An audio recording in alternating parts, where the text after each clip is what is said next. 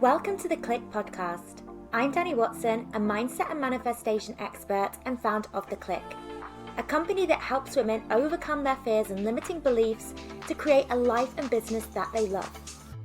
Within this podcast, I will help you get clear on what you want, identify the blocks that are holding you back, transform your mindset and raise your vibration so that you can co-create magic with the universe. If you are looking to design a life that truly sets your soul on fire and manifest more success and abundance, then you are in the right place.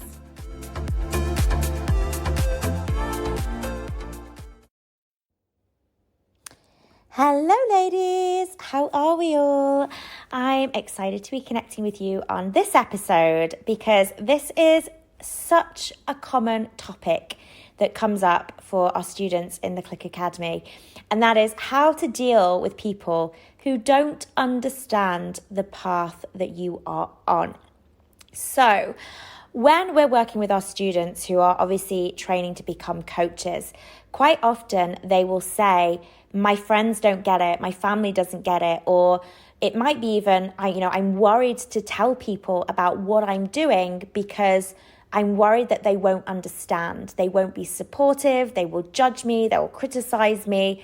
In fact, when it comes to showing up and getting visible online as a coach and as a business owner, I think the thing that scares people the most is not what will strangers think of me, but what will those people I already know think of me and what I'm doing? And the amount of people that we work with that want to hide what they're doing from other people that they know is really quite high. So it's a subject that I really wanted to dive into today for anybody else that is experiencing this. Maybe you are new to coaching or you're thinking about becoming a coach, and maybe you've had the conversation with other people and they're like, what is this? It sounds a little bit different. And that's the thing, right? I had this experience myself when I decided that I wanted to pursue this path. A lot of people didn't really understand what coaching was, and they weren't business owners, they weren't entrepreneurs, so they couldn't really get why I'd want to leave a job to do something that seemed so risky and not insecure. What's the word I'm looking for? No security, no financial security. A lot of people just didn't get it. And so I know what it feels like to be in those early stages. And the first thing that I want to say is often, people will say to you, we just don't care what other people think. It doesn't matter what other people think. Why do you need to care? And I think that is just such a realistic expectation to put on ourselves, because ultimately we do care. We as humans, we want to belong. We want to be accepted. We want to be, feel accepted by our group, by our communities. And this is something, how we're hardwired. Back, if we trace humankind back hundreds of thousands of years, we are tribal in nature. It might not look like this in the modern day where we do spend a lot more time on our own. But back in the day, we survived based upon living in these communities. We were in these tribes. And if we were seen to be different from the group, different from our tribe, that would often mean being expelled from the tribe, or it could even mean death. So being accepted was actually our survival mechanism. If we weren't accepted by the group, it could actually mean the death for us. And so we have therefore been hardwired to have this innate need to be accepted by our groups. And that hasn't left us. And it's why so often we do feel this strong urge to be validated by others, to be accepted by others, for others to agree with our path and to understand what we're doing. We have this deep desire to be accepted. So to just then simply say, just don't care what other people think, it's to basically go against hundreds of thousands of years of human conditioning. And it's unrealistic. So it's not about not caring, but it's about being okay if they don't get it. It's okay to care. It's okay to be perhaps upset if somebody doesn't understand it, but not at the not at the cost of your own path. So it's okay to perhaps, be influenced by what other people think, or to actually care what other people think, but not so much that it completely derails you from your own path. So it's not if they don't care, it's I'll be fine if they don't. They may not get it. They may not understand what my path is, but I will be fine, and I'm going to continue to do this regardless. Okay?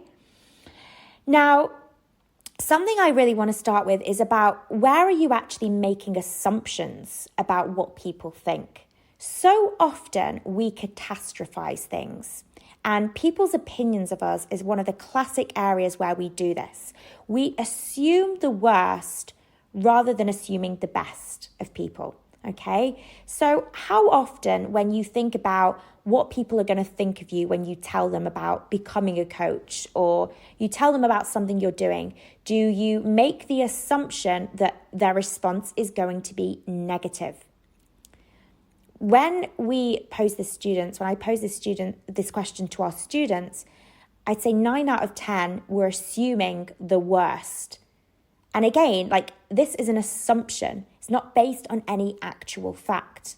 A lot of the time, what we think isn't actually based upon any sort of fact. It's not, oh, well, this person criticized me or judged me. It's, I think that this person may criticize or judge me if I was to tell them. It's not that it's actually happened. We're just making an assumption there. So where are you making assumptions? And the difficulty with assumptions is that we often assume the worst. And again, this ties back to how we have been hardwired. There's a thing called negative brain bias. So negative brain bias used to be a survival mechanism. And it basically means our brain automatically assumes and expects the worst. And back in the day, hundreds of thousands of years ago, we needed this to keep ourselves safe, to keep ourselves alive. So back when we were living in cages, when we had real threats to our existence, maybe it was a saber-toothed tiger knocking at the door of your cave, we had to be in that constant fight or flight mode. So our brains were hardwired to expect negative situations so that we could be on our guard, so that we could essentially to stay alive. Now, modern day has, we don't live in caves anymore. We don't have the same kind of threats, but our brain still operates in very much the same way, in that we are often hardwired to expect the worst, and we will often assume the worst situation and catastrophize things rather than assuming the best. And this can be applied to what we assume about other people. What are they thinking about us? But again, ask yourself, what assumptions am I making here? Is this based on any concrete fact? Am I building things up in my head to be far bigger or far worse than what they actually are? And the only way we can actually overcome somebody's assumption is to get evidence to the contrary. And one way to do this is to actually have a conversation with people. If we're talking about friends and family, people that you do actually care about and their opinion does matter to you, doesn't it make sense to have a conversation with them? Rather than just assuming they're not going to get your path, rather than just, taking that as gospel, why not have that conversation with them if their opinion really matters? And this isn't to say that this is, their opinion is going to dictate what you do moving forwards. But often it's good to bring people on board with your journey, to make them a part of it, to help them to understand what it is that you're doing, especially if what you're doing isn't something that they do necessarily understand. So for example, when it came to my parents, I had to sit them down and kind of really talk them through what I was doing. My mum was petrified when I first told her I had packed in my job to start an online coaching business. She thought I was going to be a blogger. I don't think she really understood what it was and what I was actually doing. And I had to really sit her down and explain the business model and how I would make money and, what I was already doing. And having that conversation really helped her understand, which helped her become more accepting of my path. And again, I wasn't needing that acceptance to continue. By this point, I'd already made my mind up. And this is the thing, you want to be so sure about yourself and your path and, knowing that this is what you're meant to be on, that even if somebody doesn't quite get it, you can still move on your path regardless. Okay? But where are you making assumptions? And have the conversation, with them. Allow them to understand a little bit more what you're doing. But having said that, don't try and drag them on the path with you. So what I mean by this is quite often we try and convince people of the work that we're doing or the path that we're on so that we feel better about it. If they get it and they understand and they're fully on board and, really excited about it, then it will help us to feel a bit more confident about our own path. But actually, it isn't your responsibility to convince others of the work that you're doing. So say, for example, a big part of my coaching and a lot of the work that I do with my clients involves the law of attraction. And I know that not everybody in my life gets that. Not everybody in my life believes in the power of the universe and the law of attraction. It's just not on their sort of wavelength. And that is okay. But when I first started out, I wanted other people in my life to be as excited as I was about the law of attraction. And so I would often try and bring friends on the journey with me. I'd want them to be involved in it. I'd want to talk about it. I'd want to, share about the books that I'd been reading or the changes that I'd seen or the manifestations that I'd had. And, I'd say to them, you should read this book or listen to this podcast or watch this YouTube video. And I was so excited about it that I wanted others to be a part of that. And what I realized is that it's not always going to be for everybody. And it is not your role or responsibility to try and convince others of the work that you're doing. And often if people aren't ready to receive that or it just doesn't align with where they're at the moment, it can often make you feel worse about things rather than better. So I had friends who I remember sitting down once with, not a super close group of friends, but a couple of girls I know. And I remember telling them just about some books that I was reading, and I was getting really animated, and there was a split second where I caught them glance between each other, and it was almost that sort of like look, that kind of like eyeball roll. And in that moment I knew, I was like, they don't get it. They are looking at each other like, what is she harping on about? And I just knew they didn't understand. And then I started to feel really bad about myself because I was like, oh my goodness, do I sound like some woo-woo crazy person, talking about crystals and the universe and all of this stuff? I started to then doubt myself and think, oh my God, I have to rein myself in here. And I realized I was just speaking to the wrong audience. So it's not your responsibility to convince others. It's your responsibility to do you to the best of your ability. And it may be that other people just don't get it and never get it. Or it may be that some of those people who didn't get it initially see what you're doing and see you living your best possible life and start asking you, well, how did you make this happen? And I've had this a number of times on my own journey. People that in the beginning didn't really seem to be that into what I was doing, weren't really into personal development, weren't really into, mindset or law of attraction or, all of this sort of spirituality, certainly weren't into crystals and things, that now have done a complete 180 and see what I'm doing and see the success I've had and see the changes I've made in my life. And I'm like, wow, I want to be a part of that. Do you have anything that you recommend? Any books you recommend? I've not had to force them on this path. I've just done me and focused on doing me and having a great time with it. And, those that do eventually get it will reach out to you. Okay. So let's move on then. Ask yourself the question, who are you really doing this for? So often we will kind of think too much about, will they understand this? Will they get it?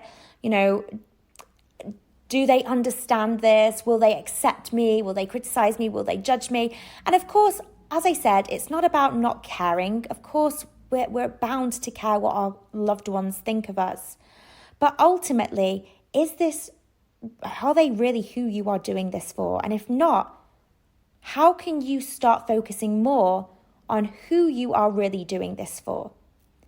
And chances are you're probably doing this partly for yourself and for the changes you want to make in your own life. Becoming a coach could be a huge lifestyle change for you. It could mean, doing work that you really love. It could mean a huge change in your finances. But ultimately, you're also doing it for the people that you are put here to be of service to, your ideal clients. That's who you're doing it for. And that's really who you want to have at the forefront of your mind. That specific person that is really, really struggling that as a coach you can help. And this is where, when it comes to thinking about your ideal client, creating a client avatar where you get really, really specific on the exact person you want to work with as a coach. So much so that you give her a name, a personality, you know what she looks like, you know where she works, you know where she hangs out. You know her on such an intimate level that she feels like she's a real person in your life. And if you can connect with that ideal client on such a specific level that it feels like you know this person inside and out, it becomes a lot easier to then put them to the forefront of your mind when you think about, who am I showing up for? And the question isn't, who do I need to be for my friends or family? It's, who do I need to be for the woman that I want to help, or for the person that I want to help? Who do I need to show up as today for them? You have to take your own ego out of the situation here. So your ego is basically your fear talking. Your ego is all about me, right? It says, oh, well, what if they don't like me? What if I get judged? What if I get criticized? You have to take your ego out of this, because this is so much more than just about you. Your coaching business is far bigger than just you. It is about the people that you are put on this planet to be of service to. That's who you are showing up for, first and foremost.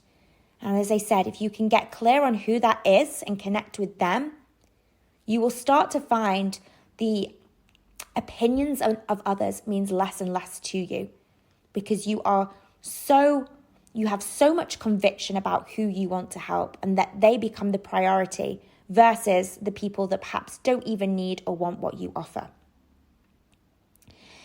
Now, the next point is, most people are too busy to care. I hate to break this to you, but quite often we assume that people are thinking about us all the time and, concerned with what we're doing. And of course, our loved ones and our friends, they're going to perhaps know what's going on in our lives, but people are actually quite self-absorbed and people live very, very busy lives. And there may be a lot of people that you know that do care, but there'll be a lot of people that are also busy with their own lives and have their own things going on to take too much of an interest in what you're doing. And that's fine, because if they are not your ideal clients, we don't need them to be totally absorbed in everything that we're doing. But most people are, they either really, really get it and they're supportive and they're on board with you, or they don't get it. And if they don't get it, chances are they're not really going to give the business that you're doing much thought. Okay? They're going to just be getting on with their own lives because they're busy. People are busy. And it's also worth asking yourself, do you necessarily get or love or understand everything that other people do? So thinking about the other people in your life, friends, family, do they have certain things that they do that you just don't understand? And how do you respond? Again, quite often we assume the worst of people. We assume that, if they don't get it, they're going to be really critical of me and judge me and be, say bad things to my face. But actually, maybe they'll just get on with their own lives and, they don't get it, but that's fine with them. They don't have to get everything that you do, just as you perhaps don't get everything that everybody else does. If somebody starts doing something and you just you're not interested in it, would you necessarily start being critical of that? Or would you just leave them to it, knowing that that's their thing and it's perhaps a little bit different from what you want to do, but it's okay? Okay, so it's something to worth start thinking about. But going back to what I said earlier, it's not about completely not caring of what others think. It's about being so assured, self-assured with your own path, so strong in your desire of what you want to do, that even if somebody doesn't get it, you're still okay. You can still continue regardless. Because ultimately, there's always going to be somebody that doesn't get it. And that's not who you're doing it for at the end of the day. You're doing it for yourself, and you're doing it for those people that need you. Who do you need to show up today as for them? So I hope that this has given you some little bit of words of wisdom for today, and a little bit of support and guidance if this is something that you're struggling with. But as I said, I would say, God, a huge chunk of the students that we work with really, really battle with this. What will my friends say? What will my family say? And, often the reality is it's a much less worse. It's barely as bad as what people expect it's going to be. Okay, and often it's a lack of understanding. Going back to what I said earlier, having that conversation. Often when people don't get the path that you're on, it's largely because of their lack of understanding of something. And so if their opinion does really matter to you, bring them on that journey with you. Okay? So it was a pleasure, as always, to record this podcast episode for you today. And yeah, I hope it helped you. I very much look forward to connecting with you again on the next episode. Have a wonderful rest of your day, ladies, and I will speak with you soon. If you are wanting to build your own successful online coaching business, make sure to check out Freedom, Abundance and Impact, our free 10-day business and mindset course for coaches and aspiring coaches. To access, simply head to wearetheclique.com and click free course in the menu.